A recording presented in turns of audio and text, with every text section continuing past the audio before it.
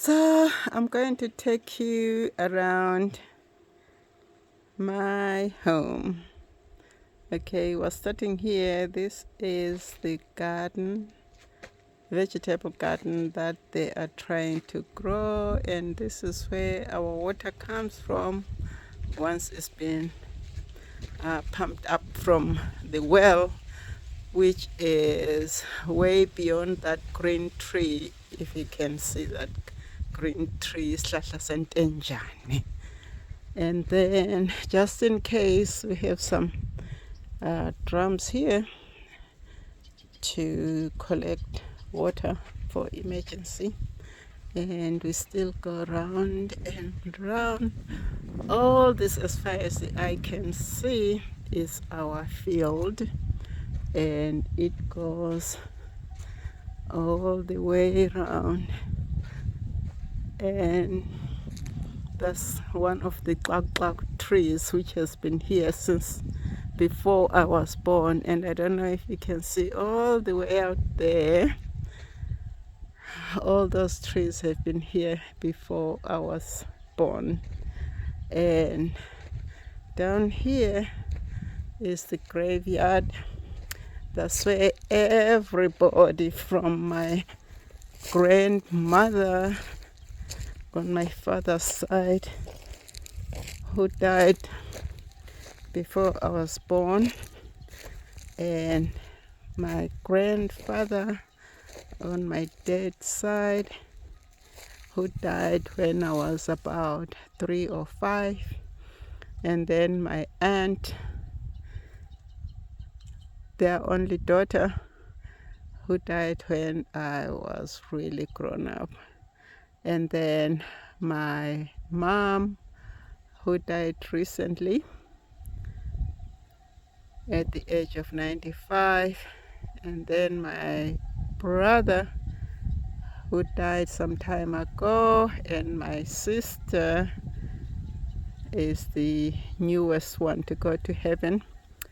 And then my little sister's baby, who died when she was, well, before the age of 5. She was under 5's death. So this is the graveyard. And then you'll see this big tree here. It's been here before I was born. I understand my eldest brother planted it, and they thought it was a mango tree, but it just kept on growing and growing and growing. Nobody knows what it is doing, but it's been here forever.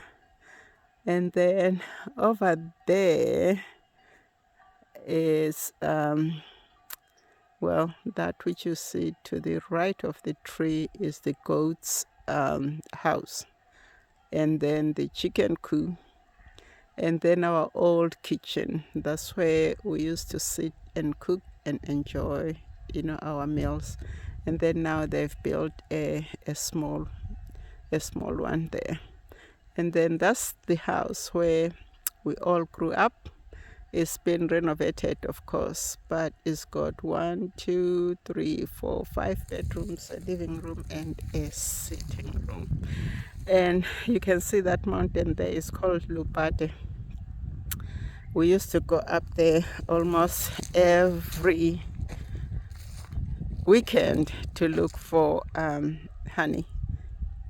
At that time, we didn't even care whether there were snakes or leopards or whatever. We just went all the way to the top. I don't know if you can see, there's a flag up there. I don't know what it is called. We used to call it a stig. And then now out there is the Blair toilets. So there's 2 toilets and a bathroom.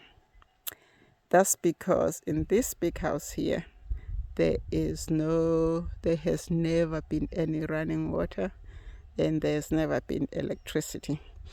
But if you can see here, there's a line, there's an electric line that has since been pulled through our field, but they say it's going to cost $6,000 to link up the house. But coming around this way, that's my sister's van, my little sister. She's letting me use it while she's gone visiting her kids in Washington. And this is her house. She built it where my grandparents' house used to be. So she has built this house from scratch. And that's where she's letting me stay right now. So instead of staying in the city, it's nice for me to stay here. Then if I have a meeting either in Bulawayo or Gwanda, then I drive this van here. Well, first I used to have a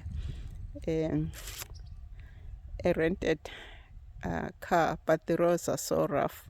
I think it's better with this one, although at times I feel sorry for it as well because the road is terrible. I understand there are plans to have it paved all the way to the hospital. You wonder why they waited so long, because the hospital around here is very, very busy.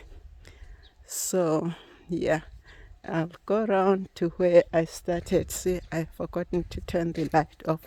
So in this, my sister's house, there is electricity and is solar powered.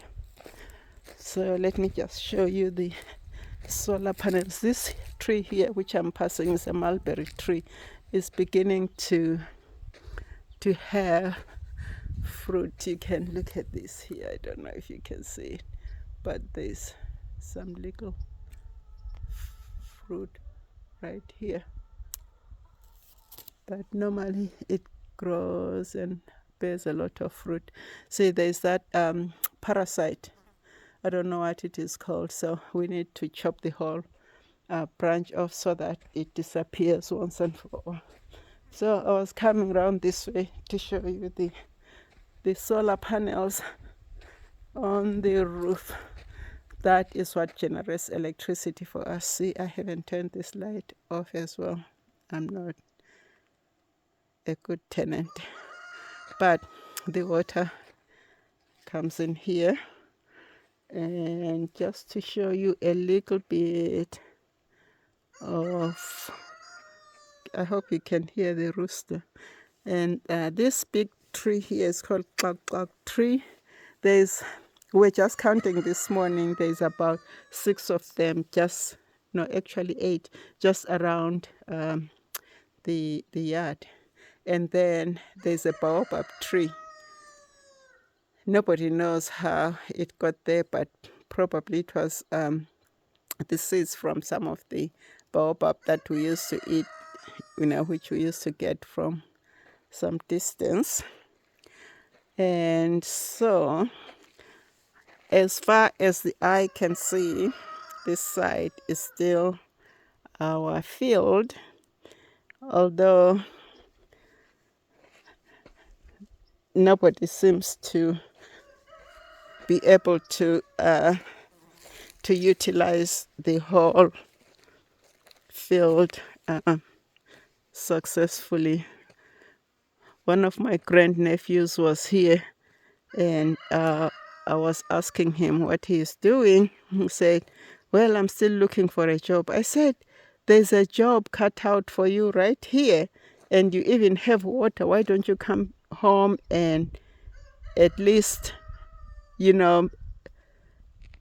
work on a garden, and you can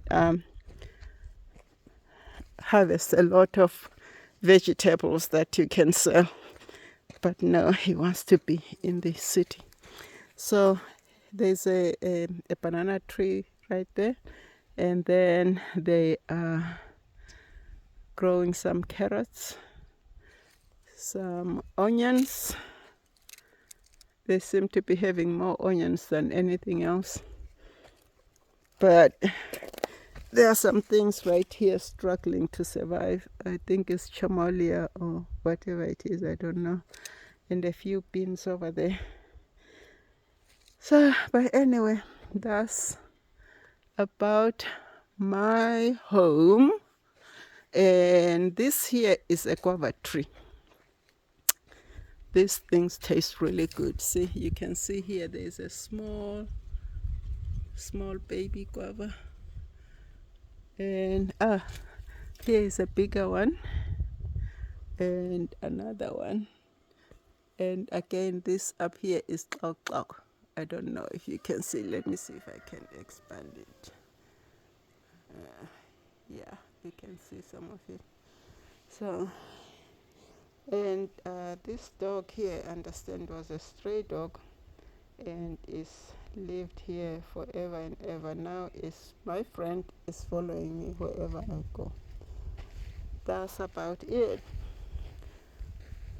So if you are wondering where I am, this is where I am today, and talk to you later.